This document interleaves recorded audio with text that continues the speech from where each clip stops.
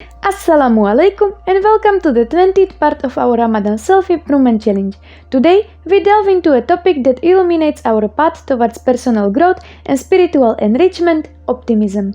In this video, we explore the profound impact of optimism on our lives, how it shapes our mindset and empowers us to navigate challenges with resilience and hope. Don't forget to support us by liking, commenting and subscribing to our channel for more insightful content. Let's embark on this journey together towards a brighter and more optimistic future. What is optimism? Optimism is a mental attitude characterized by hopeful and positive expectations for the future, even in the face of challenges and adversity. It involves a belief that things will ultimately turn out for the best and a focus on opportunities rather than obstacles. Optimistic individuals tend to see setbacks as temporary and view difficulties as opportunities for growth and learning. They maintain a positive outlook on life, remaining resilient and resourceful in overcoming obstacles. Optimism is associated with improved mental well-being, greater emotional resilience, and better overall health outcomes. It can also enhance relationships, productivity, and success in various aspects of life. Importance of optimism. Optimism is crucial for maintaining mental resilience, fostering a positive mindset, and navigating life's challenges with hope and perseverance. It promotes better emotional well-being, reduces stress, and enhances overall quality of life. Additionally, optimism fuels motivation and creativity, leading to increased success in personal and professional endeavors. Embracing optimism enables individuals to approach life with a sense of positivity, resilience, and joy. Quran and Hadith lead us to optimism.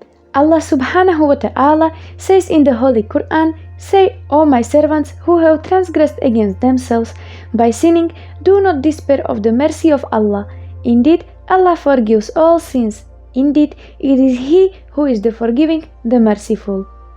Say, never will be struck except by what Allah has decreed for us. He is our protector, and upon Allah let the believers rely. For indeed, with hardship will be ease. Indeed, with hardship will be ease. In the Hadith, the Prophet Muhammad, peace be upon him, said, "If you put your trust completely in Allah, He will arrange for your sustenance in the same way as He provides for the birds. They go out in the morning with their stomachs empty and return filled in the evening."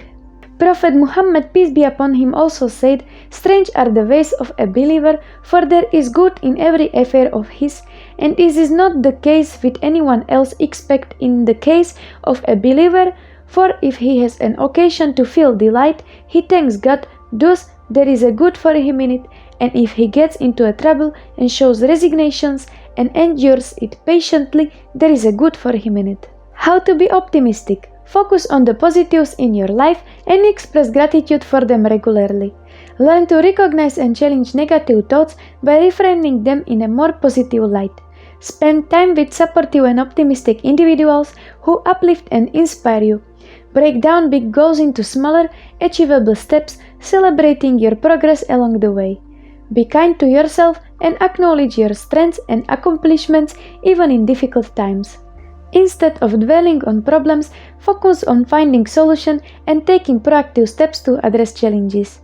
Participate in activities that brings you joy, fulfillment, and a sense of accomplishment.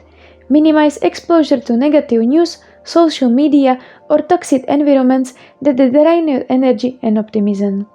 Practice mindfulness techniques such as meditation or deep breathing to stay present and calm in stressful situations. View setbacks and opportunities for growth and learning rather than permanent failures. Focus on the positives in your life and express gratitude for them regularly. I have one story for you about being positive. Let's listen to it and learn. The power of choice. John is the kind of guy you love to hate. He's always in a good mood and always has something positive to say. When someone would ask him how he was doing, he would reply, "If I were any better, I would be twins."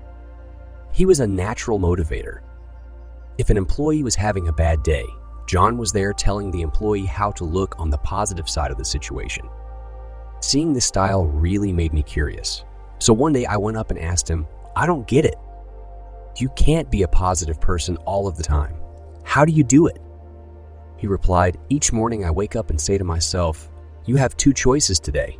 You can choose to be in a good mood, or you can choose to be in a bad mood. I choose to be in a good mood. Each time something bad happens, I can choose to be a victim, or I can choose to learn from it. I choose to learn from it.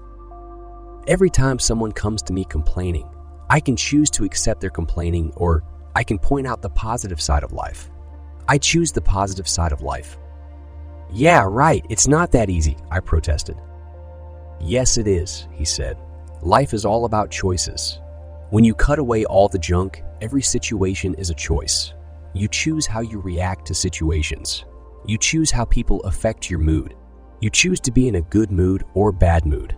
The bottom line, it's your choice how you live your life.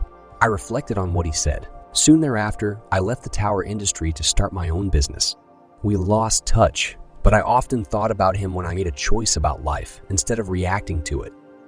Several years later, I heard that he was involved in a serious accident, falling some 60 feet from a communications tower. After 18 hours of surgery and weeks of intensive care, he was released from the hospital with rods placed in his back. I saw him about 6 months after the accident. When I asked him how he was, he replied, "If I were any better, I'd be twins. Want to see my scars?" I declined to see his wounds, but I did ask him what had gone through his mind as the accident took place. The first thing that went through my mind was the well-being of my soon-to-be-born daughter, he replied. Then, as I lay on the ground, I remembered that I could to live or die. "Weren't you scared? Did you lose consciousness?" I asked. He continued, "The paramedics were great. They kept telling me I was going to be fine. But when they wheeled me into the ER and I saw the expressions on the faces of the doctors and nurses, I got really scared. In their eyes, I read, he's a dead man. I knew I needed to take action." "What did you do?" I asked. "Well, there was a big burly nurse shouting questions at me," said John. "She asked if I was allergic to anything. Yes, I replied. The doctors and nurses stopped working as they waited for my reply. I took a deep breath and yelled, 'Gravity!' Over their laughter, I told them, I am choosing to live. Operate on me as if I'm alive, not dead." He lived thanks to the skill of his doctors, but also because of his amazing attitude. I learned from him that every day we have the choice to live fully. Attitude, after all, is everything. Therefore, do not worry about tomorrow, for tomorrow will worry about itself. Each day has enough trouble of its own. After all, today is the tomorrow you worried about yesterday.